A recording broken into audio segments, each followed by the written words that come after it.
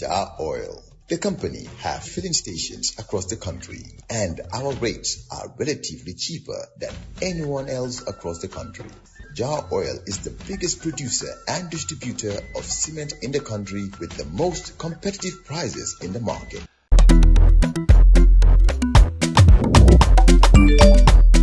Excellent jam, Wave. Yo, apply. Yo, luta do dede. Luta mo nulo jël moto nga andil ma xaalis. Hello? Bisul mu fine. What? Bisul mu fine. Oh, yes! Wave acts in Gambia. Deposit and withdraw money, pay bills and buy mobile credit without fees. Transfer money wherever in the country for only 1% fee. At Wave, Bisul mu fine. Wave, your money is yours. On Monday, the 10th of November 2025, you're with Coffee Time with Peter Gomez live on FM in the Gambia 92.1, online www.wcr.gm. Thanks for joining us. He's one of the most enduring figures in Gambian politics, a veteran lawyer, a former vice president, and once again, the presidential candidate for the United Democratic Party in the upcoming 2026 elections. Alhaji Ousainou Darboe joins us this morning at a pivotal time as the country looks ahead to a new chapter. With promises of constitutional reforms, diaspora inclusion, and transformative governance, his campaign is stirring conversations across the Gambia and beyond. And today in Coffee Time, we sit down with Mr. Darboe to unpack his vision, his priorities, and what he believes it will take to move the Gambia forward. But before we welcome the UDP leader, let's go back to my conversation with my Ahmed Fati, leader of the Gambia Moral Congress, GMC, back in August, when he made specific mention of Alhaji Ousainou Darboe, and the UDP media team advised me ahead of his arrival in the studio that he would like to address that issue. So let's take a listen.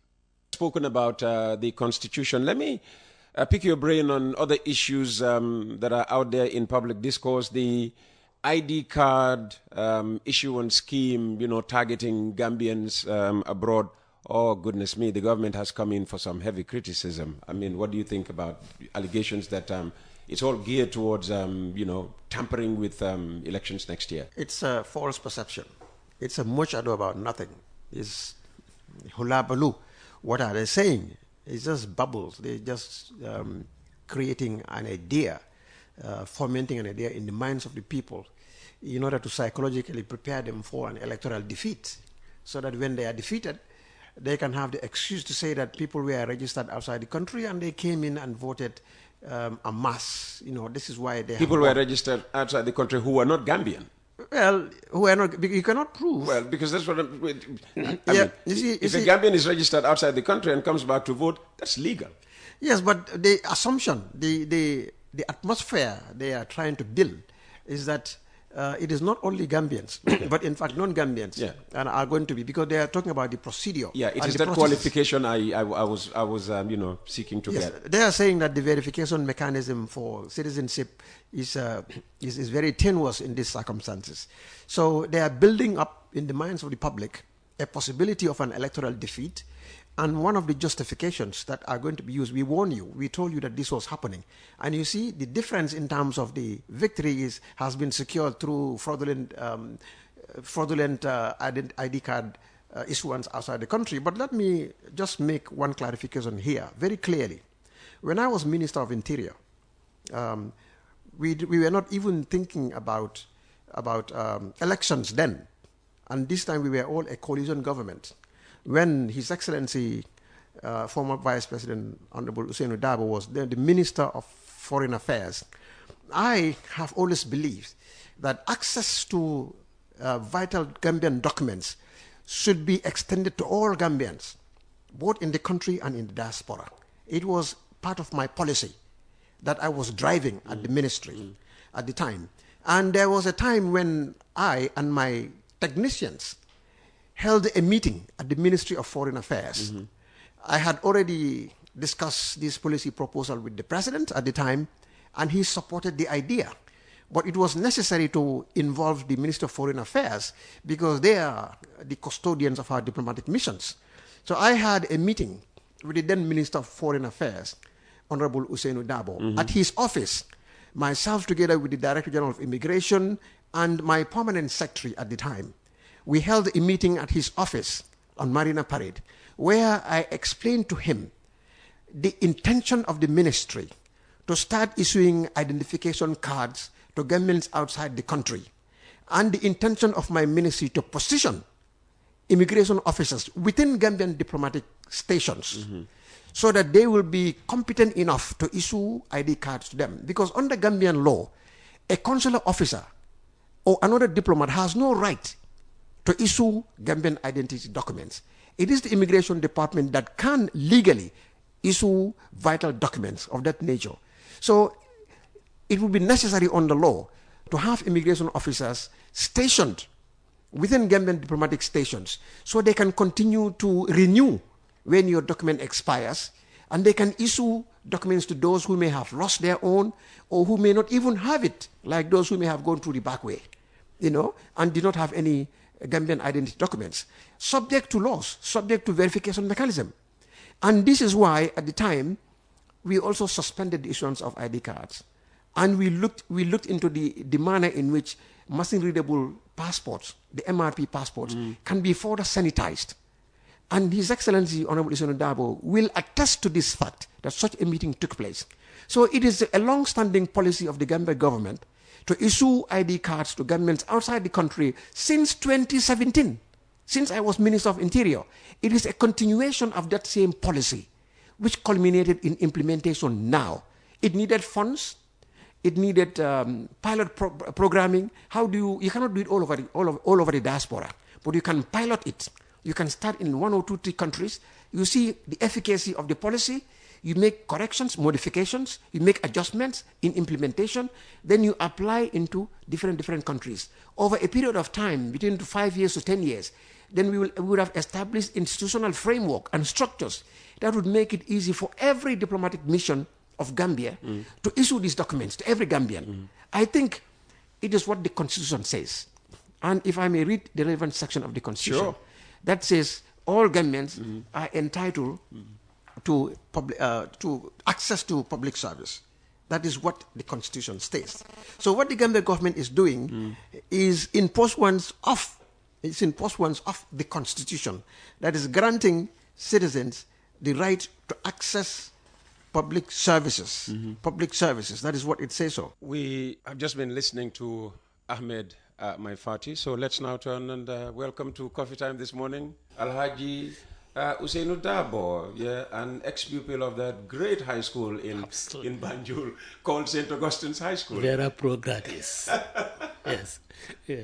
Thank you very much, Peter, for welcoming me again. All right. To this studio, very beautiful, very magnificent. Thank you. Bright. Thank you. Oh, I like it. Thank you very much. Thank you very much. If you like it, I like it. Of your starting point, Ahmed Maifati says you will attest to the fact that it has been a long-standing policy of the Gambia government to issue documents to Gambians living outside this country. Well, maybe it was a long-standing policy of a cabinet of which I was not part of, but not the cabinet of which I was part of. In the first place, before coming to this, let me say that our party has never said that these ID cards, when issued, was going to be used for voting. We never at any time said so, and never took that position. What we have said is that the acquisition of a Gambian national identity card gives the holder the opportunity, the chance to register as a voter. And of course, in order to acquire a Gambian national identity card, the regulations that have been made under the Gambian Nationality and Citizenship Act provides the method. What we are saying is what is being done is illegal. It violates the National Identity Card Regulation. You see, the law provides that you will have a registrar for national identity cards. And the registrar, when deemed is necessary to issue national identity card, would issue notices to the governors, so that the governor, Sefol and Alcalde will convene meetings and invite people who might want to have national ID cards to make the necessary claims. And you have a form that should be filled.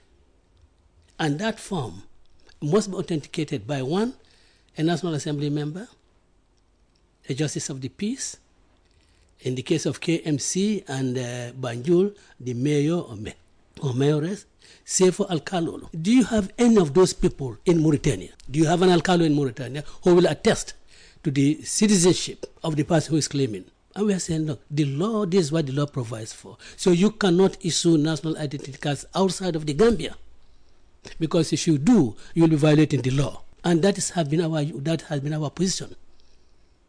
Now, as to the meeting in my office, I forced that meeting. Okay. I went to UK, and Gambians whose passports had expired explained to me that they were having enormous difficulties in renewing their passports. They would ask their relatives to go to the immigration office, and they would tell them, we cannot issue them passports because now it is the biometric that is in place. Machine-readable passports are no longer to be used. And I invited Mr. Fati. It's not him. I invited him to my office because I'm older than him, and I asked him to come to my office to discuss this matter. And I put to him the plight of these Gambians. In fact, during that week, there was an old woman who came for his sons to have his son's passport renewed. He came to appeal to me. She came to appeal to me. But Mr. Fati's reaction was that, look, the IATA does not allow for machine-readable passports. So it has to be biometric. And they're exploring ways and means of having biometric passports issued in our embassies abroad. But then, as at that time, they cannot issue machine-readable passport. And I was quite upset by that. I said, Mr. Fati, Honorable Fati, when our citizens are being put in situations when they have to leave the country, when they have to leave their host country unwillingly, we are ready to issue them travel documents for them to come back home. But here are people who live outside of the country, and they are living, the legitimacy of their living in that country depends on, one, a valid passport. Or some of them will have to renew their work permit. And how can you renew a work permit when you do not have a valid passport? And I said, look, we cannot allow our people to be put in such a situation. It was then that he conceded. And I remember the gentleman from Spain, Sarkozy, he is one of our consul generals. He flew from Spain to collect at least about 50 machine-readable passports. It was never a policy of the government of the Gambia that you should issue national identity cards abroad. I don't think the government of the Gambia would be flouting the laws it has put in place to regulate the issuance of national identity cards abroad. And I just want to score this, that I, a lawyer who is very much concerned about adherence to law, will never approve, will never agree to violate the laws of this country on the pretext of that pilot projects.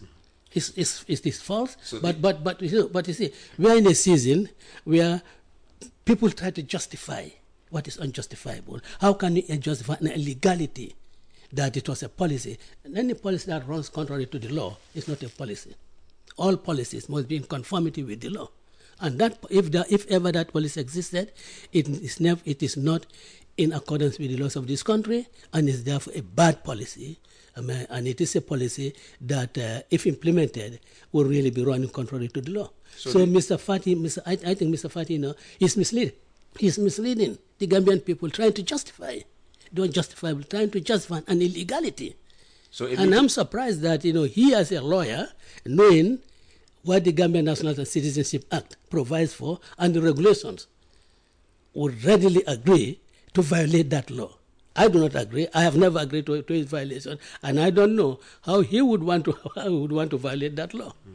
So a meeting did take place in your office when you were Minister of External Affairs and he Minister of the Interior.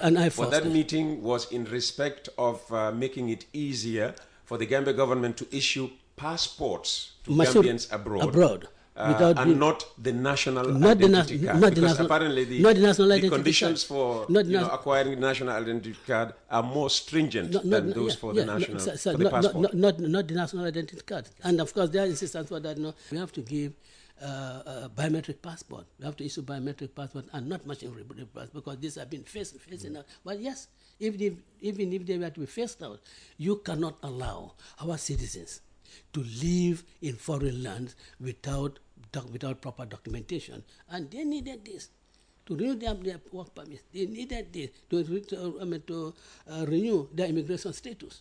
And that is what I was insisting. And as Minister for Foreign Affairs and Gambians abroad, I think I owe it to every Gambian to make sure that your passport, you have a valid passport, so that your stay in that country will not be regarded as illegal. Mm-hmm. So you are flatly denying any role in approving the issuance of national ID cards to Gambians abroad, whether they're in Mauritania or in Congo, in Guinea-Bissau or Mongolia. I have never approved, I have never agreed for that. And as I'm saying, I can never agree to an illegality. I can never allow the government of the Gambia to engage in anything that is illegal, that is contrary to the laws it has put in place. I agree that the Constitution does provide that. You have to, Gambians to be provided with services, but it is services to be provided in accordance with the law governing that particular service that is needed. Okay.